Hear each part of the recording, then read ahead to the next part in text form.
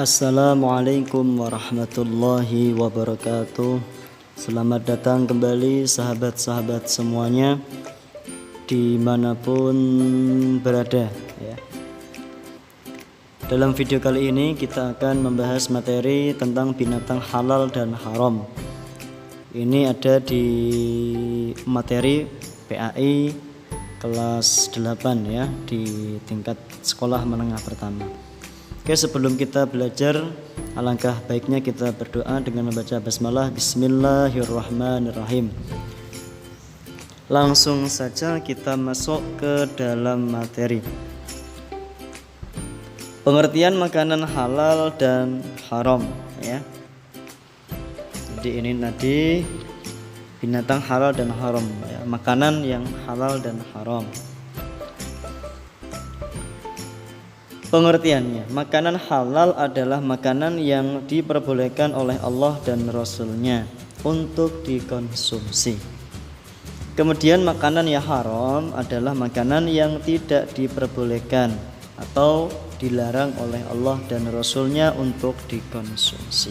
Di makanan yang halal itu boleh ya, kalau yang haram berarti tidak boleh dikonsumsi. Sekarang binatang halal ya, pengertiannya yaitu binatang yang menurut syariat Islam dagingnya boleh dikonsumsi atau boleh dimakan. Dalil hukumnya Bismillahirrahmanirrahim. Uhillat lakum bahimatul an'ami illa ma yutla alaikum. Dihalalkan bagimu binatang ternak kecuali yang akan dibacakan kepadamu. Ada keterangannya lebih lanjut ya.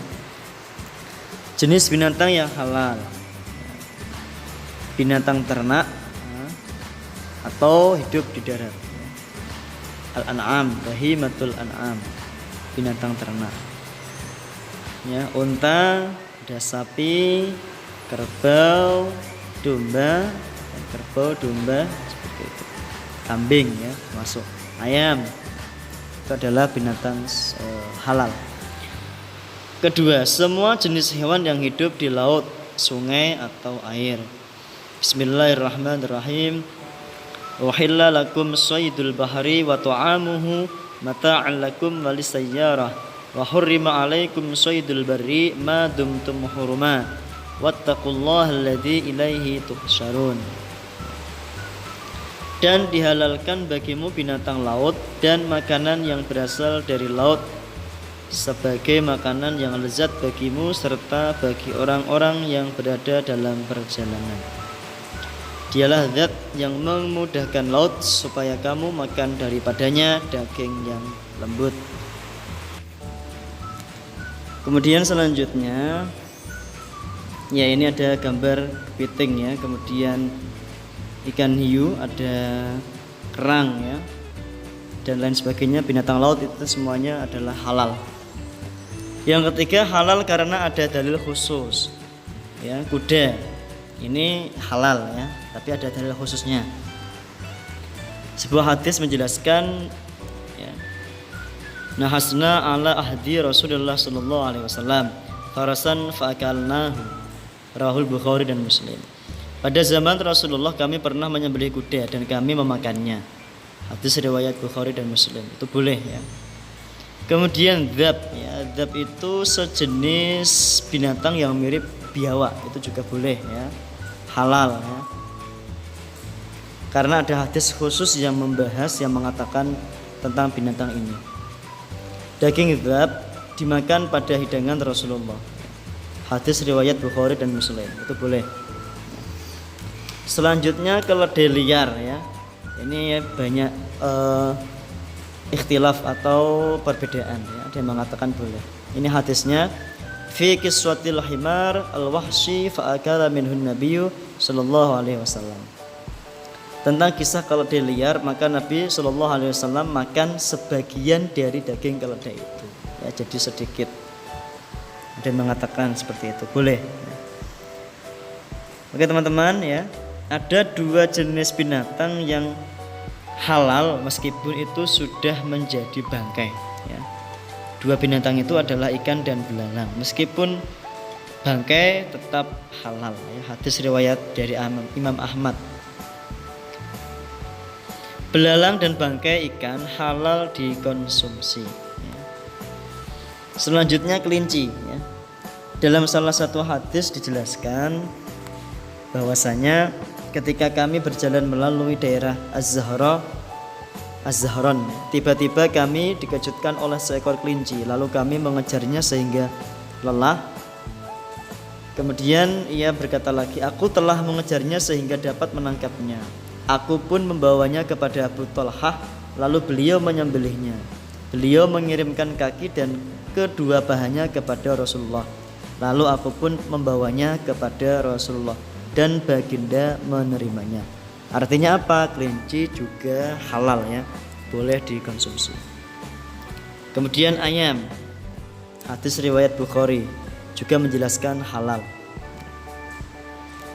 Ra'aitun Nabi sallallahu alaihi wasallam ya'kulu dujaja, bahwa pernah aku melihat Nabi Muhammad sallallahu alaihi wasallam makan daging ayam. Ya. Boleh ya. Selanjutnya ya, ada yang halal, binatang yang halal dengan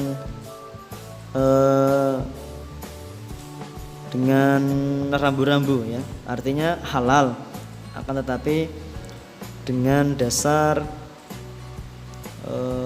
dari qaul ulama.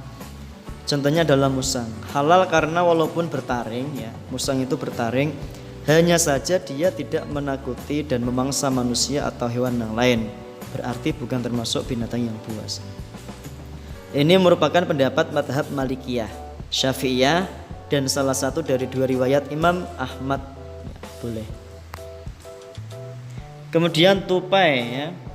Tupai ini beberapa ulama berbeda pendapat tentang hukum makan tupai. Mayoritas ulama berpendapat bahwa makan tupai hukumnya halal, sementara sebagian ulama berpendapat haram ya, karena hewan ini menggigit dengan taringnya.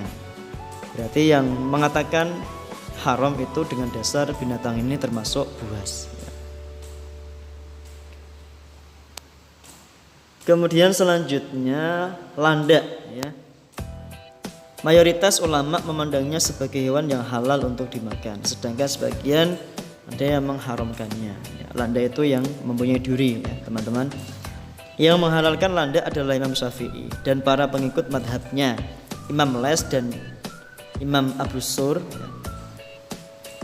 Demikian pula sebagian madhab Hambali seperti Imam Asy-Syaukani dan Imam Asy-Syan'ani.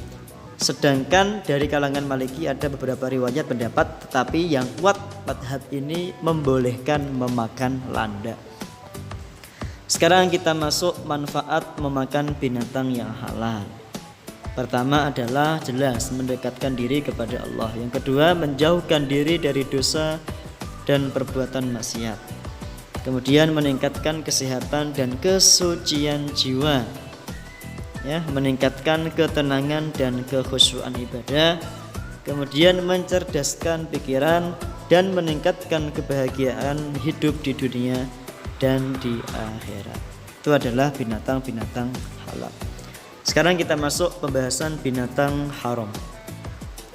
Pengertian dari binatang haram yaitu semua jenis binatang yang diharamkan oleh Allah dan Rasulnya untuk dikonsumsi atau dimakan oleh setiap umat Islam. Jenis-jenis binatang yang diharamkan di dalam Al-Quran ya, babi, darah, bangkai, dan binatang yang disembelih tidak atas nama Allah ya. Ini firman Allah dalam Al-Quran surah Al-Maidah ya. Teman-teman bisa membacanya. Bismillahirrahmanirrahim. Hurimat alaikumul maitatu waddamu walahmul khinzir wama uhilla lighairillah. Diharamkan atas kamu bangkai, darah, daging babi, dan apa-apa yang disembelih tidak dengan nama Allah. Tuh, tidak boleh. Ini adalah gambar babi ya teman-teman. Naudzubillah, ini adalah hewan yang haram kita konsumsi ya, tidak boleh dikonsumsi. Darah ya, ini bangkai ya. Bangkai seperti ini jangan dikonsumsi. Kemudian hewan yang mati dengan dipukul itu juga tidak boleh ya, haram. Bukan disembelih karena Allah, itu dipukul kemudian mati itu haram. hewan terjatuh ya, kemudian hewan yang tertabrak kendaraan ya, itu tidak boleh dikonsumsi. Kemudian hewan yang sudah dimakan binatang lain ya, kemudian masih, yaitu bangkainya juga haram. Kemudian menyembelih binatang dengan menyebut selain Allah, yaitu jelas ya, tidak boleh dimakan atau haram. Atau binatang yang digunakan untuk sesaji ya, kepada berhala atau yang lain sebagainya, itu jelas haram. Allah berfirman, Bismillahirrahmanirrahim. Hurimat alaikumul maitatu waddamu walahmul khinziri wama uhilla li ghairillah bihi wal munkhaniqatu wal mauqudatu wal mutaraddiyatu wan natihatu wama akala sab'u illa ma dzakaitum wama dzubiha 'alan nusub. Diharamkan bagimu memakan bangkai, darah, daging babi, daging hewan yang disembelih atas nama selain Allah, yang tercekik, yang terpukul, yang jatuh, yang ditanduk dan diterkam binatang buas, kecuali yang sempat kamu menyembelihnya ya. Dan diharamkan bagimu yang disembelih untuk berhala. Jadi jika masih sempat disembelih menggunakan kalimat Allah, maka boleh ya. Kecuali dua, yaitu ikan dan belalang. Dua jenis ini halal meskipun sudah menjadi bangkai. Kemudian haram, faktor haram karena hadis. Keledai jinak ya.